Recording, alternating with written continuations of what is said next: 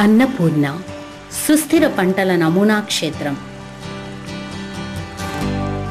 రైతు సోదర సోదరీమణులు, కార్యకర్తలు, పెద్దలు అందరికీ సుస్వాగతం. మీ అందరూ అన్నపూర్ణ పంటల నమూనా కార్యక్రమాన్ని చూస్తున్నందుకు మొట్టమొదటగా మీకు నా అభినందనలు. అన్నపూర్ణ అంటే మీ అందరికీ తెలిసే ఉంటుంది. చెప్పుకొని చూద్దాం. అన్నానికి లోటు లేకపోవడమే అన్నపూర్ణ. ఆంధ్రప్రదేశ్ రాష్ట్రాన్ని అన్నపూర్ణగా భావించేవారు. ఎందుకో తెలుసా మీకు? మన అవసరాలతో పాటు పొరుగు రాష్ట్రాల అవసరాలకు సరిపడేటటువంటి ఆహారాన్ని మనం పండిస్తున్నామన్నమాట. కానీ రోజులు మారుతున్నాయి. ఓడలు బళ్ళు, బళ్ళు ఓడలు అవుతున్నాయన్న సామెత ఉండనే ఉంది. జనాభా విపరీతంగా పెరిగిపోతూ ఉండడం, ప్రజల అవసరాలు, ప్రాధాన్యాలు మారిపోతూ ఉండడం వల్ల ఇప్పటికే గ్రామాలు పట్టణాల వైపు పరుగులు తీస్తున్నాయి.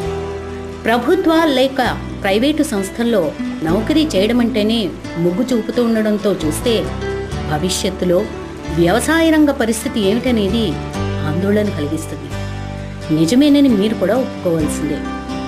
ఈ పరిస్థితుల్లో తక్కువ విస్తీర్ణంలో, తక్కువ పెట్టుబడితో ఎక్కువ ఆదాయాన్ని సంపాదించి పెట్టే వ్యవసాయ విధానాలను అవలంబించడమే దీనికి పరిష్కారం. అలాంటి ఒక పరిష్కారాన్ని చూపింది అన్నపూర్ణ పంటల నమూనా. అదేమిటో వివరంగా తెలుసుకుందాం. ఇప్పుడు మీరిప్పుడు చూస్తున్న నేల పంటలు లేకుండా ఖాళీగా ఉంది. దీని విస్తీర్ణం 1/2 ఎకరం. ఇప్పుడు దీని చుట్టూ 1.5 అడుగుల వెడల్పు, 1/2 అడుగు లోతులో కాలువ తవ్వుకున్నాం. 7 అడుగుల వెడల్పులో మట్టి పరుపులను నిర్మించుకున్నాం. మట్టి పరుపుకు మధ్య కాలువ తవ్వుకున్నాం. పరుపుకు ఇరువైపులా త్రవ్విన మట్టిని పరుపు మీద వేసుకొని సమతలంగా వేసుకున్నాం. ఇప్పుడు కాలువ కంటే మట్టి పరుపు కాస్త ఎత్తుగా కనిపిస్తుంది. మట్టి పరుపును మరింత ఎత్తుగా, సారవంతంగా చేయడానికి ముందుగా సిద్ధం చేసుకున్న అమృత మట్టి ఒండ్రు మట్టిలో కలిపి వేసుకున్నాం. ఇప్పుడు ఏం చేద్దాం అనుకుంటున్నారు కదూ? అదే చెప్పబోతున్నాను. జాగ్రత్తగా వినండి. మీరు భూమి స్వంతదారులైనప్పుడు మట్టి పరుపుల మీద బహువార్షిక పండ్ల జాతులను వేసుకుంటారు. పండ్ల మొక్కలను వేయబోయే ముందు పక్క పొలం గల రైతులను దృష్టిలో పెట్టుకొని పొలం చుట్టూ 6 అడుగుల లోపలికి మొక్కలను నాటుకోవాలి. ఇలా చేయడం వలన చెట్ల కొమ్మలు పక్కవారి పొలం వరకు వెళ్లకుండా ఆగుతాయన్నమాట. చెట్లు మరీ పెరిగే కొద్దీ కొమ్మలను కత్తిరించుకుంటూ పోవడం వలన చెట్లు గుబురుగా పెరుగుతాయి. దిగుబడి కూడా గణనీయంగా ఉంటుంది. ఇంతకు ఏ మొక్కల్ని ఎంతెంత దూరంలో వేసుకోవాలో చెప్పడం లేదేమిటా అనుకుంటున్నారా? నిజమే కదా, అక్కడికే వస్తున్నాను.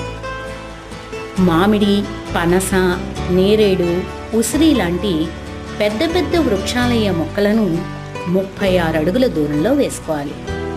అంతకంటే తక్కువ స్థాయిలో వృక్షాలయ్యే జామ, సపోటా, నిమ్మ, దానిమ్మ లాంటి ఫలజాతులను మామిడి మొక్కకు మధ్య 18 అడుగుల దూరంలో నాటుకోవాలి.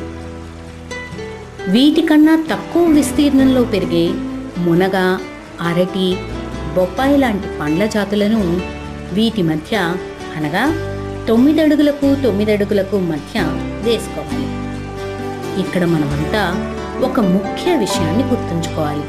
అదేంటో తెలుసా? పెద్ద ఫల వృక్షాలకు ఒక వరుసలో మాత్రమే 2వ ఫల జాతులు, 3వ రకమైన ఫల జాతులను వేసుకోవాలి.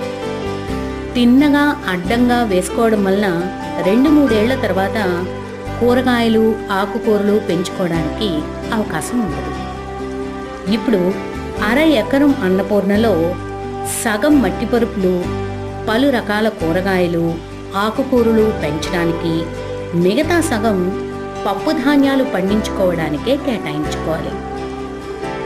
ఇందులోనే కూరగాయల నారు పెంచుకోవడానికి, ధాన్యాల నారు వేసుకోవడానికి మరో మట్టి పరుపు కేటాయించుకోవాలి.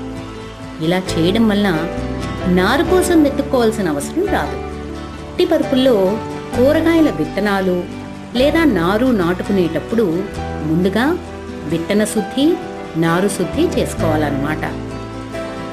విత్తన రకాన్ని బట్టి, మొక్కలు పెరిగే విస్తీర్ణాన్ని బట్టి దూరాన్ని గమనిస్తూ విత్తుకుంటే మొక్క ఏపుగా, బలంగా తయారవుతుంది. శ్రీ పద్ధతిలో వరి, చోడి, జొన్న, మిగతా అన్ని రకాల పంటలను వేసుకోవడం వల్ల కలుపు నివారణ యంత్రంతో కలుపును సులువుగా నివారించుకోవచ్చు. ఈ పద్ధతిలో నీటి యాజమాన్యం సులభతరం అవ్వడమే కాకుండా తక్కువ నీటి వినియోగం జరుగుతుంది. ఏ పరుపుకు నీటి చెమ్మ అవసరం ఉందో ఆ పరుపుకే నీటిని అందివ్వడం, ఒకేసారి మట్టి పరుపుల మధ్య గల కాలువలకు నీటిని అందివ్వడం వలన రైతు పని సులువుగా ఉంటుంది. కాలువలకు వదలవలసిన నీరు కూడా 8-10 రోజులకు ఒకసారి వదిలితే సరిపోతుంది. మొక్కలకు కావలసింది తేమే కానీ నీటి నిల్వలు కాదనేది ఇక్కడ మనమంతా గమనించాలి. ఈ కాలువల ద్వారా నీటిని వదిలినప్పుడు అదనపు నీటిని సంరక్షించడానికి పల్లం వైపు ఒక గుంటను త్రవ్వుకోవాలి. వర్షం పడినప్పుడు మొక్కల అవసరానికి మించి ఉన్న అదనపు నీటిని గుంటలోకి పంపి నష్టాన్ని నివారించుకోవచ్చు. ఫామ్ పాండులో చేపలను పెంచుకోవడం వలన కూడా అదనపు ఆదాయాన్ని అన్నపూర్ణ పంటల విధానాన్ని అమలు చేస్తున్న కుటుంబం సంపాదిస్తుంది. ఫామ్ పాండును సగం వరకు కవర్ చేస్తూ పైన పాకి వేసుకొని క్రింద చెక్కలతో తయారు చేసిన గూడు కట్టుకుంటే అందులో కోళ్లను కూడా పెంచుకోవచ్చు. కోళ్లు వదిలిన విసర్జకాలను ఆహారంగా ఉపయోగించుకొని చేపలు పుష్టికరంగా తయారై అధిక దిగుబడి పొందడానికి వీలు కలుగుతుంది. రైతులు చేపల గుంటల్లోకి వస్తున్న సూర్యుడి తాపాన్ని కొంత తగ్గించడానికి అమర్చిన నైలాన్ వల మీద కూడా తీగజాతి కూరగాయలను పెంచుకుంటూ ఆదర్శంగా నిలుస్తున్నారు. సేంద్రియ పంటలకు మూలాధారం స్థానిక ఆవు. కేవలం ఆవు పేడ, ఆవు మూత్రంతోనే అధిక ఉత్పత్తులను సాధించవచ్చని మనందరికీ తెలుసు. ఒక కుటుంబానికి కావలసిన పాలు, పాల పదార్థాలు పొందడమే కాకుండా ఆదాయాభివృద్ధిని కూడా పెంపొందించుకోవచ్చు. అందువలన అన్నపూర్ణ నమూనాకు కేటాయించిన భూమిలోనే లేదా అనుబంధంగానో ఒక పశువుల శాలను నిర్మించుకోవాలి. కూలీల యాజమాన్యం కూడా సులువేనండి.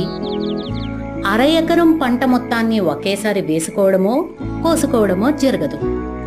అంతర్కృషిని వీడర్ల ద్వారా నిర్వహించుకోవడం వల్ల బయట కూలీల అవసరం కూడా రాదు. ఎరువుల యాజమాన్యం, పురుగుల యాజమాన్యం కూడా ప్రకృతి వ్యవసాయ పద్ధతిలోనే జరుగుతుంది. అమృత జలం, నాడప్ కంపోస్ట్ లేదా అమృత మిట్టి క్రమంగా వాడుకోవడం వల్ల పురుగుల సమస్య ఉత్పన్నం కాదు. ముందు జాగ్రత్తగా వారం వారం నీమాస్త్రాన్ని పిచికారీ చేసుకోవడం వల్ల ఇది సహజ ఎరువుగానే కాకుండా పురుగుల నియంత్రణకు కూడా దోహదపడుతుంది. ఏ మట్టి పరుపులో పంట కోతకొచ్చిందో అందులో గల పంటనే కోసుకుంటాం. ఆ తర్వాత భూసార యాజమాన్యం చేసి పంట మార్పిడి విధానం ద్వారా ఇతర పంటలను వేసుకుంటాం, కోసుకుంటాం. స్థానికంగానే పంటను అమ్ముకుంటాం. ప్రతిరోజు ఆదాయాన్ని పొందుతాం. రేపటి భవిష్యత్తుకి భద్రత కల్పించుకుంటాం. ఇంతవరకు మనం నీరు సమృద్ధిగా గల పొలాల్లో వేసిన అన్నపూర్ణ నమూనాల గురించే చర్చించుకున్నాం. నీరు అంత ఎక్కువగా లభ్యం కాని ప్రాంతాలు, విద్యుత్ సౌకర్యం లేని ప్రాంతాలలో కూడా అన్నపూర్ణ నమూనా ద్వారా సంవత్సరం పొడవునా ఆదాయం సంపాదించుకోవచ్చు. హ్యాండ్ బోర్ను చేతితో కొడుతూ నేలమట్టానికి 4 లేక 5 అడుగుల ఎత్తున అమర్చిన కుండీలోకి నీటిని పంపడం ద్వారా 1/4 ఎకరం నుండి 1/2 ఎకరం వరకు పలు పంటలను పండించుకోవచ్చు. కుండీలో ఉన్న నీటిని బిందు పద్ధతి ద్వారా పండ్ల మొక్కలకు, కూరగాయల మొక్కలకు నీటిని పంపుతూ ప్రతిరోజు ఆదాయాన్ని సంపాదించుకోవచ్చు. శ్రీకాకుళం జిల్లాలో గల ఆర్టిక్ సంస్థ డైరెక్టర్ ప్రకాష్ గారు తన పొలంలో ఈ పద్ధతి ద్వారా వ్యవసాయం చేయడాన్ని ఈ చిత్రంలో చూడవచ్చు. అన్నపూర్ణ సుస్థిర పంటల నమూనా క్షేత్రం.